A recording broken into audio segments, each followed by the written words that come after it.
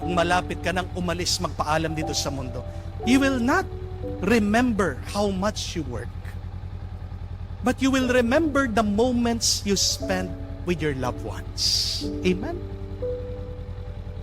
You can be busy working, or you can be busy living. What will you choose? Busy working or busy living? Meron po tayong isang follower na pumunta dito last Monday. Inakausap ako. Nanay po siya, stress na stress din sa kanyang anak na babae. 10 years old pa lang po yung bata. She was diagnosed with autism. At nabigla po ako kasi kala ko ang autism po inborn. Kala ko namamana. Yun po pala, ang autism is already acquired among children. Ano po ang dahilan bakit nagkaroon ng autism yung bata? Ito po mga magulang. Please, remember this. Addiction to social media. Addiction to cellphone. Hindi po binababa ng bata yung cellphone.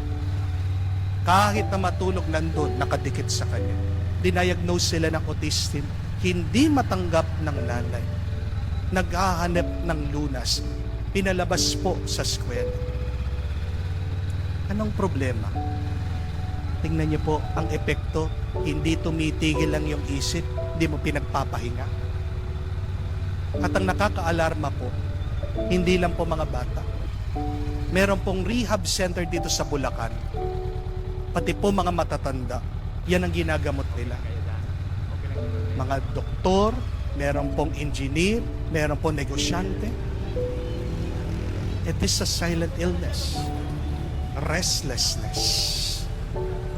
Kaya sa Amerika po, nabasa ko, ang ginagawa po nilang therapy is staring at the wall.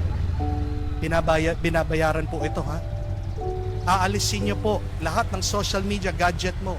Papaupuin po yung pasyente sa harap po ng pader ng dingding. Titignan lang, tutunganga ka lang for 15 minutes a day. Yun po yung therapy.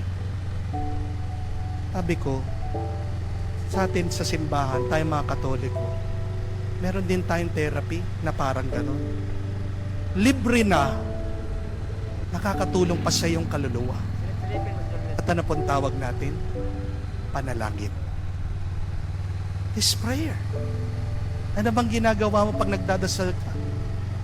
Praying is not only saying prayers, but when you pray, really, you look lovingly at the Lord. You listen to the voice of love. Remember those very beautiful definition of prayer. Totoo kang nagdadasal, kapatid, pag tinitignan mo na may pagmamahal ang Diyos, nandyan sa Blessed Sacrament. Totoo kang nagdadasal kapag nakikinig ka sa boses ng pagmamahal. Kaya nga kung totoo kang nagdadasal, it will transform you. It will change you. Amen? No wonder, ang daming mga tao ngayon naliligaw because they lack praying. They lack connecting with the Lord. God only gave us 24 hours in a day. Please use it wisely. Balance your life. 1/3, 8 hours po. Yung 24 hours, gamitin nyo. Magtrabaho kayo. Pero, yung 2/3, wag mo naman uubusin sa pagtatrabaho lang. 1/3, tulog nyo. Pahinga nyo. Na complete sleeping and resting is 8 hours. And then another 1/3, 8 hours, connect. Be with people that you love. Again, at your deathbed, you will not remember how much you work. But in your deathbed, before you exit this world, you will remember how much time you spend with your loved ones. Like is short. Don't waste it.